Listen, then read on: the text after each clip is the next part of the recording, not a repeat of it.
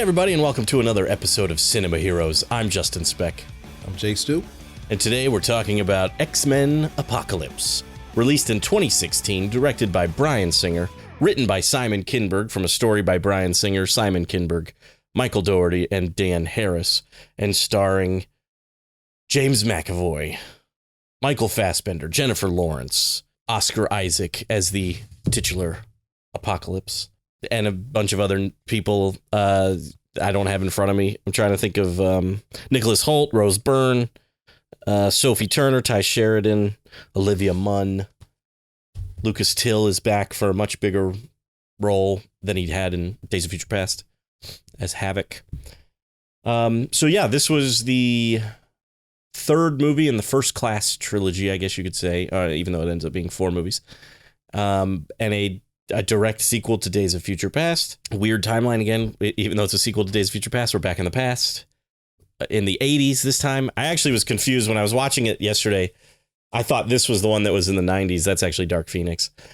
And so when Lucas Till, Havoc, is with his little brother Scott Summers, I was like, what is the age difference here? Because the First Class took place in 1962, and I was thinking this was the 90s. I was like, they're like 30 years apart.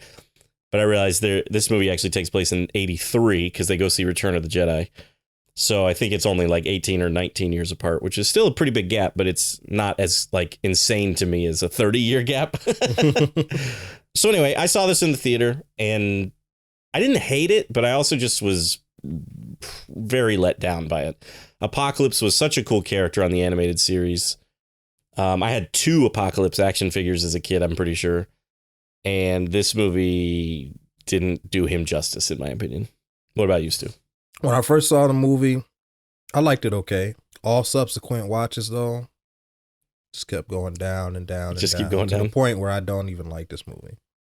Oh, wow. Okay. Yeah. Watching it last night was the first time I had seen it in a while. It was probably my third time watching it.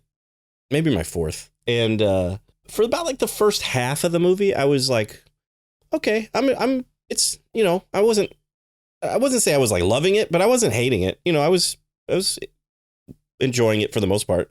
Mm-hmm. I liked the stuff with Magneto working in like the Polish steel mill and stuff like that. But then the second half of the movie, really the third act of the movie, it just kind of all falls apart. And it just became more of a chore to get through. Yep. So yeah, this movie starts off in ancient Egypt. There we see Apocalypse transferring himself to another body, the Oscar Isaac body. And the Egyptians basically try to sabotage it because it's Apocalypse. And, it's an okay scene. It really doesn't do anything for me. And in fact, the one note I wrote, because they end up falling through like the floor of the pyramid. And I wrote, how deep does this tunnel go or whatever? Because Apocalypse and one of his 4 horsemen back then, I don't know who she is, but the woman that like kind of puts a force field around them, they're falling for a really long time. Yeah. It was kind of ridiculous. And so he gets buried and trapped and is quote unquote asleep for thousands of years, basically. Yeah, I like the opening scene. It was it was pretty good. You know, they are, against Apocalypse because they see him as, like being blasphemous, kind of, exalting himself as this god king. Mm-hmm. So I like it well enough. Yeah, I mean, it actually kind of reminded me of The Mummy a little bit. Yeah, a little bit. Mummy's a far better movie, though. Right. Yes, of course. I would agree with that. So yeah, and then we fast forward and we're in the 80s, and I don't recall exactly what the first scene is, but I know we see Scott Summers in school, and the note I wrote for that was, didn't we pretty much see this? I know the timeline has been altered with Days of Future Past, but I was like, didn't we basically see like this exact scene in X-Men Origins? Wasn't Scott, like young Scott Summers in school, like getting his powers and accidentally destroying half the school in Origins? It's like, yep. I feel like we could have come up. Granted, he's a teenager. He's probably going to be in school, but I feel like we could have come up with something different this time around. Yeah. Especially since Days of Future Past changed. I don't say changed, but kind of retcon a few things.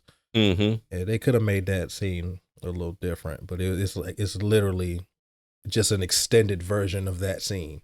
Right. Yeah.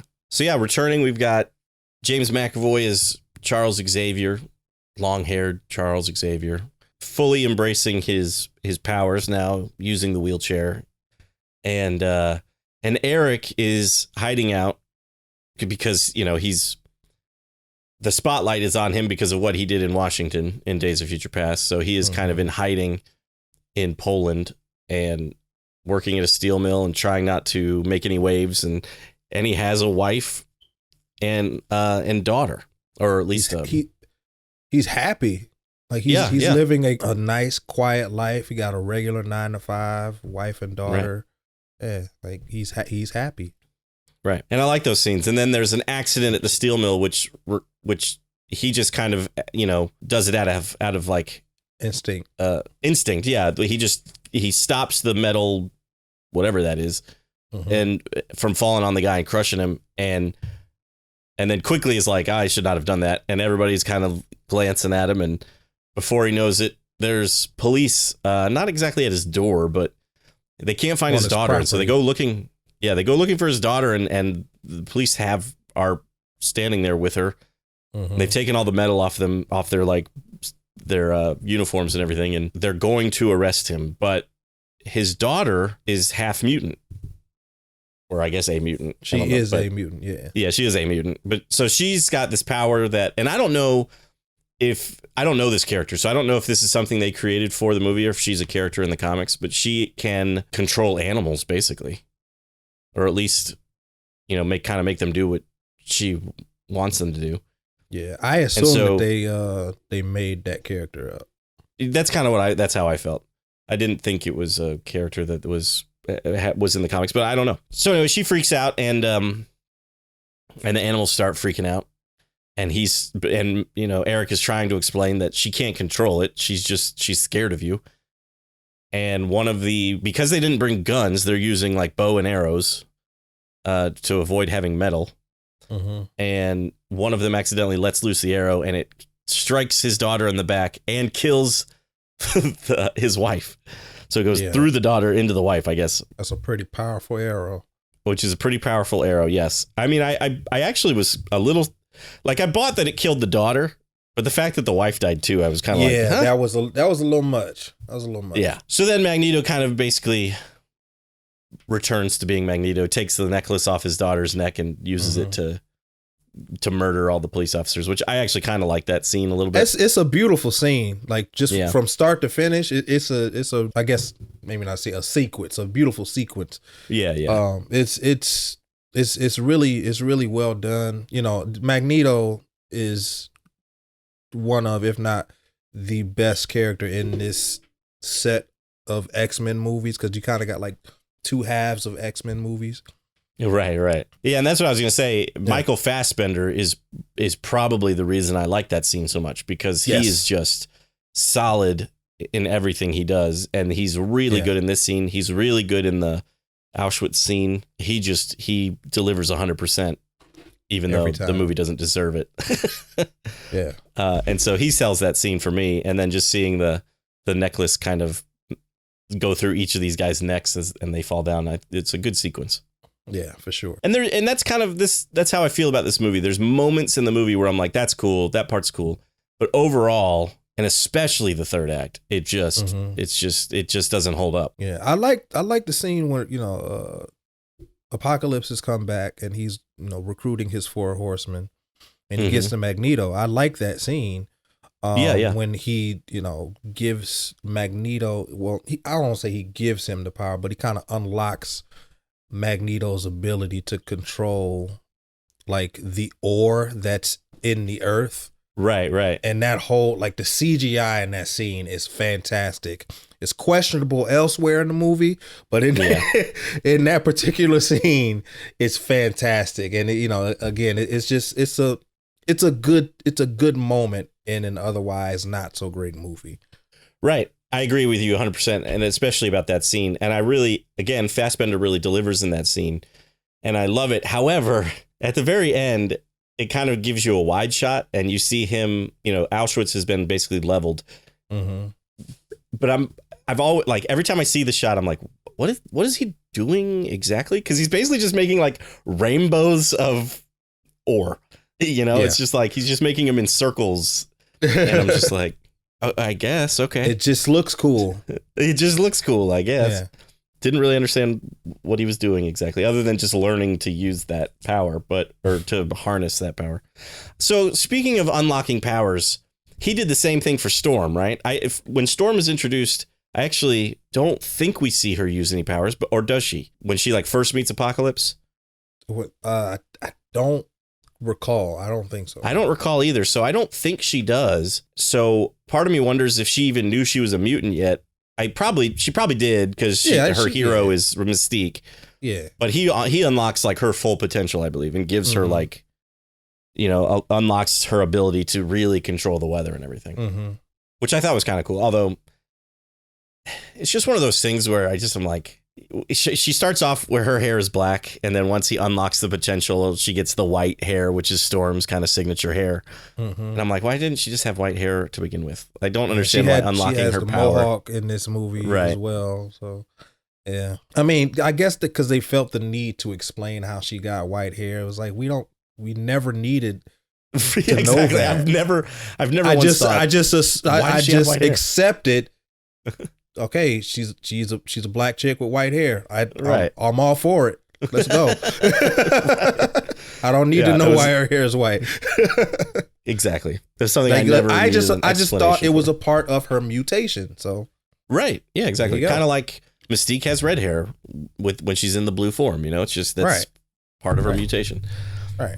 Yeah, I don't know. I even like the scene when he gives Angel the metal wings. I don't like Angel in this movie. Nope. But I do like that scene. It's not so much that I have a problem with, it's really, the movie just doesn't know what to do with him. And I absolutely have a problem with him. Do you? Okay. Yeah. I just think he's poorly written. He's underutilized. He's a throwaway character, essentially, which is a shame for Angel / Archangel. Archangel, I love the design of the comic version of Archangel.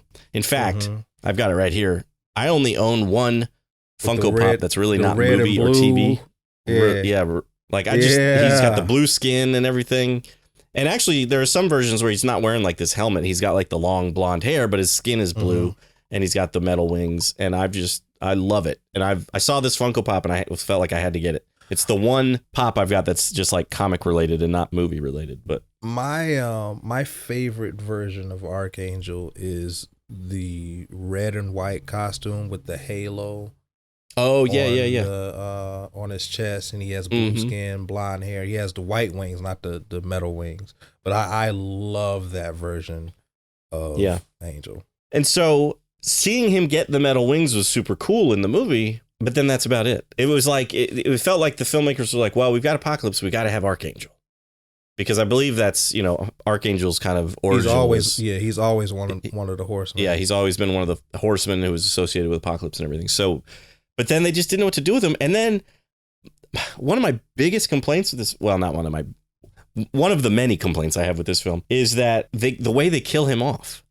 The guy with wings dies in a plane crash. Bruh, I don't understand. It is terrible. That makes no sense. It makes absolutely no sense. It was clear they didn't know what to do with him. They felt like they had to kill him off, and they did it in the stupidest way possible. He has metal wings. It only makes sense for Magneto to be the one to kill him. Right. Exactly. Yeah. So I wrote, they did Archangel dirty. Absolutely. Yeah. And I don't like that they like kind of made him an a-hole. I don't like that. I don't like that at all. He had no redeeming qualities. He was just there just to be there. I don't like that. Yeah, it wasn't like Storm and even Magneto really, who Magneto is always a villain, but his motivation, he's sympathetic too, I think sometimes. Motivation. Yeah. Right. And we know Storm is a good guy, and they've been corrupted by Apocalypse. Whereas Angel is just not a good guy, and there's nothing redeeming about him. And so we don't care that he dies. That's another, it's just, but yeah, when we're introduced to him, he's like cage fighting, and that's how we're introduced to Kurt, Nightcrawler. And he's like supposed to be kind of this, like, I don't know, punk rock kind of metal, like just drinking rebel, whatever. And it's just, he's very flat. All. He's very two-dimensional, in my opinion. Yeah. Yeah, the Ben Foster version of Angel, what he was Angel. He was like the definitive version of Warren Worthington III. Right? Yes, I agree. They don't even say his name in this movie, do they? They don't ever call him Warren or anything. They just call him Angel. And if they even call him Angel, they might not even refer to him at all. Apocalypse does. He does call him Angel? Okay. Yeah, he says my angel. Oh, okay. Yeah, so that was really disappointing because I love Archangel, and just didn't. Yeah. That scene, though, where they go recruit Magneto in the mill, Magneto has shown up in the mill and he's going to kill everybody because they kind of ratted him out. I really do like that scene. The lighting in that scene is also really good. When Eric first walks into that mill and closes the door and stuff, the lighting in that scene is just fantastic. It's excellent. Yeah. Yeah. Like, and then Apocalypse shows purple, up. And, yeah. It's so good. And the way Apocalypse just like has like the earth swallow everybody, it's just it's pretty neat. So let's talk about Apocalypse himself. How do you feel about Oscar Isaac's portrayal as Apocalypse? I like it. I like it. I want to love it, but I don't. Yeah. And the reason that is because I don't know if it's probably how he was written, but maybe it was a choice on Oscar Isaac's part. I don't like how he believes his cause is noble, which is which is fine. He wants to make a better world, which is fine. He's not menacing enough for me. Right. That's my big complaint. Like, yes, we see him kill people. We see that he's very powerful. We see him obviously destroy the world's nuclear weapons and everything, but there's nothing about him that makes me like fear him. There's nothing about him. He's not scary or intimidating. He's not scary. Right. He does not seem, he's not as like, he just doesn't seem menacing. Menacing is the best way to put it. And an Apocalypse should be menacing. Yeah. And so I don't really think it's Oscar Isaac's fault. He plays it much differently than I would expect Apocalypse to be played. But I kind of appreciate that. I do kind of wish, there's a few times that they kind of add like almost like a double layer to his voice, and there's like a deeper kind of voice in there saying the lines. I almost wish they had done that for all of his dialogue, because I think it sounds really good when he gets into those lines and that lower kind of bassy kind of voice gets in there. The better one. Yeah, exactly. I wish that had just kind of been in there the whole time, but I think it's the writing of the character. I just don't think the character is just very menacing. And I also appreciate that they use practical effects on like the makeup and everything for him and everything, but I also feel like Apocalypse should just be bigger. Yeah. And seeing him, I had one of my action figures, he like his legs and arms pulled out so that way, and I think his torso, so that way he got bigger, which is I think something that Apocalypse can do. And so he can do everything. He has every power. And so I kind of kept waiting for that to happen in this movie the first time I saw it, and it does technically, but it's in Xavier's mind. That whole sequence where they're in each other's heads, and then Apocalypse grows into a much bigger size. So it doesn't really count in my opinion. But yeah, that's my big issue it's just the villain is just not very good, which is I feel like a terrible thing to say when Apocalypse is your villain. Yeah, but that is the thing that is inherently wrong with this movie. That's the biggest crime, is that the movie came too early and the movie's not big enough. Right. This should have been the end game of the X-Men universe. I agree. I actually thought that while I was watching. I was like, Apocalypse should have been like Thanos level, bad guy. Yeah. And it's just not. And then the third act just feels so small. I know we see clips of like parts of the world, and there's like, boats being overturned and bridges collapsing and stuff like that. But it doesn't feel like it lacks scale. It is affecting. Yeah, it does not feel. Yeah, it doesn't feel large scale at all. It just feels like it's just this small fight in this one location, and just the X-Men and Apocalypse are the only ones being affected by it. Even though we see like the scene with the war room where the guy gets off the phone with the president, you know, and he's like, "We're safe" or something. I forget what he says, but it just doesn't. Those scenes don't make it feel large scale at all. And so, and it also just, this movie, I think I complained about this with On Stranger Tides, how it just, you can kind of tell they're on a soundstage. Yeah, especially in the third act, for sure. Yeah, that's how this movie feels in the third act, where it's supposed to be the big grand finale battle sequence, and it just feels like they're in this one little location that's been dressed as a set, and, you know, there's maybe some green screen in the background to make it look bigger, and it just... It doesn't work. I feel that exact same way when they first take Xavier and they take him to like the desert or whatever it is. And they're kind of sitting on those, like the rocks or whatever. Like you could just tell it's green screen background. You can tell that rock is just on a soundstage somewhere that they built. It just feels fake when it's not supposed to. You know, that's one of the things we talked about. When it's intentional, it works. This is not intentional. All right. We get Quicksilver again. Yeah, he's back. How do you feel about that sequence? Okay, I'll go first. Yeah, you go first. I'll go first. Yeah. I don't love it when they rehash, like something worked in the first film, so let's just do it again in the second. And that's kind of what they do here. However, I think it is actually kind of a fun sequence. It's longer than the sequence in Days of Future Past. And the one thing I absolutely love about it is just the way it starts, where the explosion kind of happens, time slows down, we see like the bee, and then his foot comes into frame right when Sweet Dreams starts playing. Yeah. That framing with the music and everything, that is awesome. And it's goofy. I like the scene where, or the sequence when he goes to save the two kids that are about to kiss, and he like looks at the guy and he's like, "Ugh." And he's got the goofy grin on his face when he's like surfing on the table out the window. But overall, it just felt like, hey, we did this. You guys really liked this scene in the last movie, so we're doing it again. That's kind of what it felt like to me. I liked it, but it felt a little too cartoony to me. Yeah.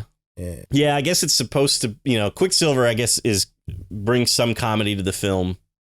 Or he did in the last one, and so they're trying to have him be kind of the comedic element of this one. But you're right, it gets cartoony, especially with like that goofy grin where he's surfing on the table and the dog with the pizza and stuff like that. And then it goes serious right after that because Havoc is dead. He's the one guy he didn't save was Havoc. Yeah. So it's a little disjointed, I agree, but I love the way it starts. I can't deny that part. It's interesting that in this movie, Quicksilver knows that Magneto is his father now and chooses not to tell him. So I thought that was kind of interesting. I thought it was pointless. What was the sense of him knowing and openly talking about it if he wasn't going to tell Magneto? That was so stupid. Pissed me off. Fair enough. How do you feel about Nightcrawler in this movie? I like Nightcrawler. Yeah, I actually do. I think it's Cody Smith-McPhee that plays him, and I think he actually does a pretty good job. I preferred Alan Cumming. Yeah. Olivia Munn, Psylocke. That's a new character to the franchise. Nope. No thanks. No. Comic accurate costume. Yes, but otherwise flat. Yes, just like Archangel. Yeah. Two-dimensional character. Yeah. Doesn't really bring much to the story. And she gets away at the end. I guess they were going to bring her back. I don't know. That's what they do in these X-Men movies. They tease things and then don't deliver on them. Yeah. Yeah. Which, okay, that's another. We talked about this in the Wolverine, how the deleted scene for the Wolverine, they brought the costume, and James, I'm blanking on his name, the guy that directed the movie. Mangold. Thank you. James Mangold was like, I don't know if I'm going to direct the next movie. And I feel like that would have been too much pressure for somebody else if they were to come in and direct the next Wolverine movie. Mm-hmm. So he took it out. And that is exactly what this movie did, which I still think is is a problem with Dark Phoenix, that movie was set in the 90s and they didn't use the 90s costumes, especially since they set it up in this movie. Bruh.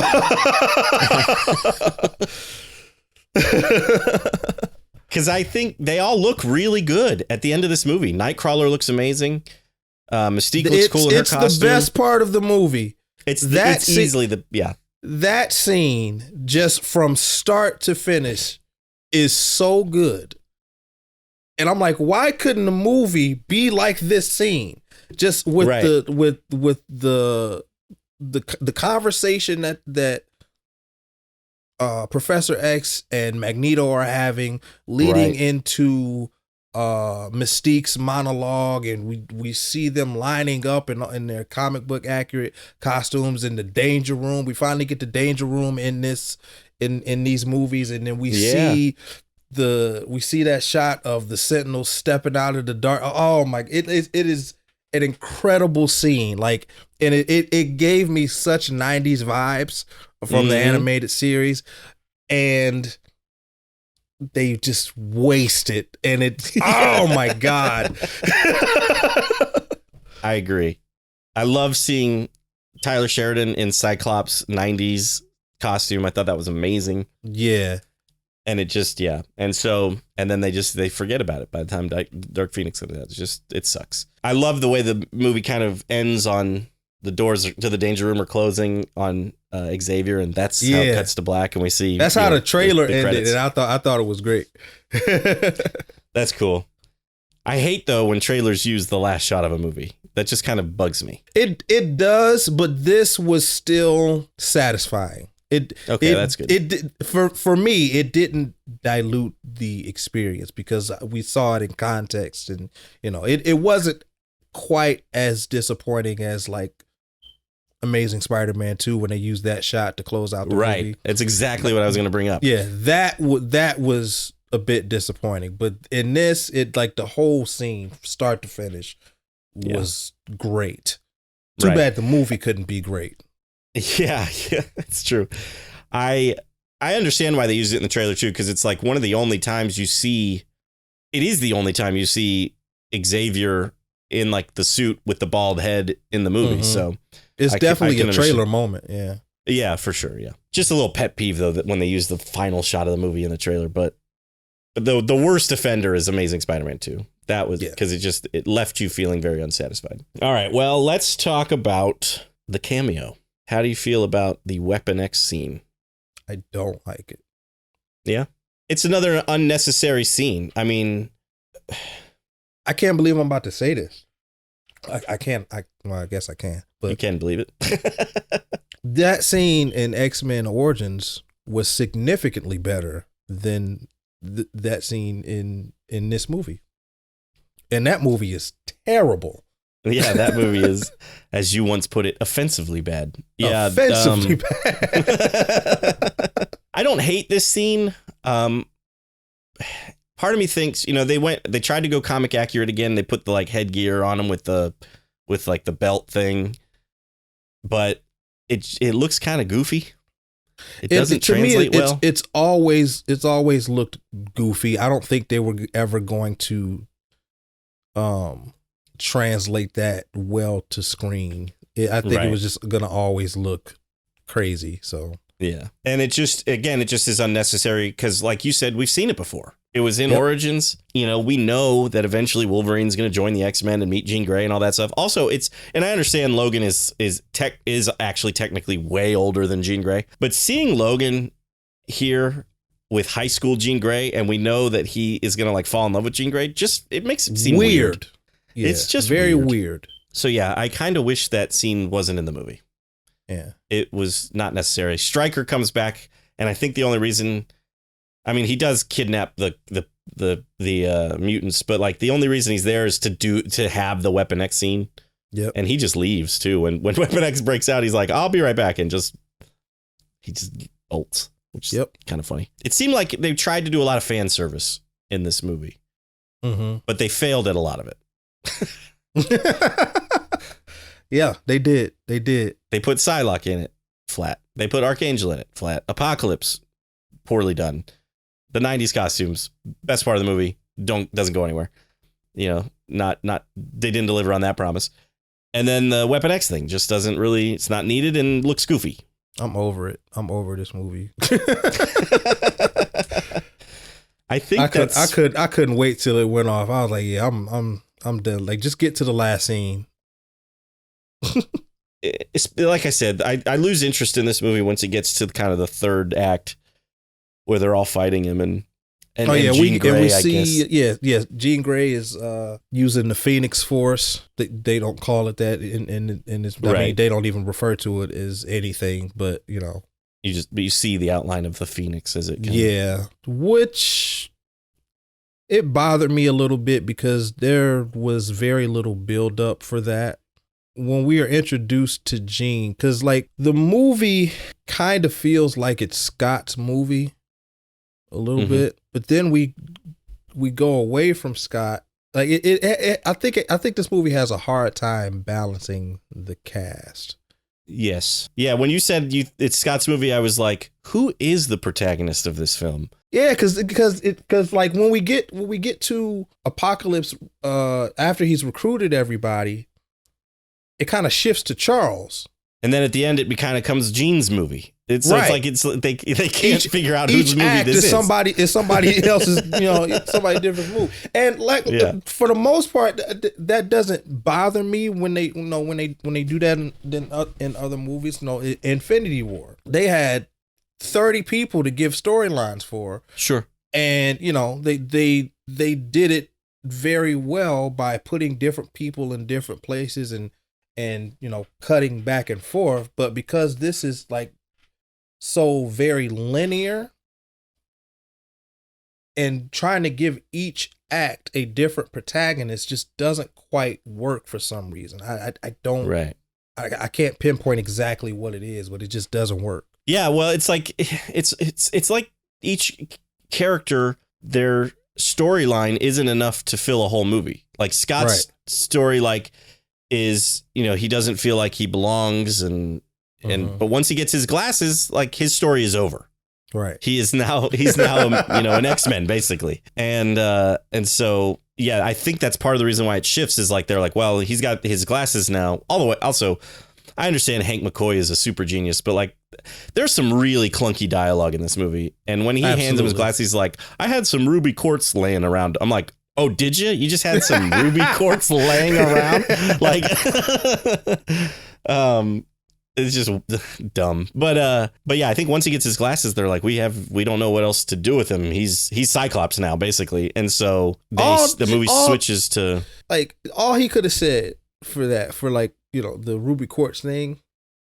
He could have just said, when your brother was around, we tried reinforcing the wall with ruby quartz. Yes. Yeah, exactly.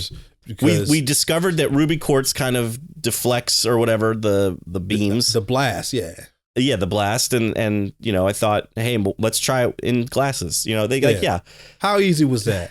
Hire us. Exactly. We should write your movie. Another character that returns that I totally forgot about is Moira McTaggart, who was in First Class, not in Days of Future Past, and then comes back for this one. Does she bring anything to the movie for you? Because not for me. Nope. Yeah. Nope. It's cool seeing Rose Byrne again, but I mean, we needed somebody in Egypt to discover the Apocalypse. Yeah. Yeah, and then give us that exposition. Yes. That's all she's there for, is just exposition, basically. Mm-hmm. And they tried to make this kind of sweet moment between her and Xavier, where he like gives her the memories back and stuff. But it falls flat. It just falls flat. Yeah, this is a very flat movie. Yeah, all around. Indeed. Stu, I had a rating in mind before we started recording, and I feel like the more we talked about it, the more that rating kind of went down, in my opinion. I don't know what to give. I'm struggling because I don't hate this movie, even though, we did just bash on it quite a bit, but it's not a very good movie. Will I watch it again anytime soon? Probably not. I'm going to go with 2 ruby quartz glasses out of 5. Yeah, I'm going to do the same. 2 out of 5 pyramids. Yeah, I know. I struggled. I was like, Magneto helmets. I feel like we've done that. Yeah. This movie is just it's not it. It tries too hard to be, fan servicey, like you said, and it just falls flat on its face.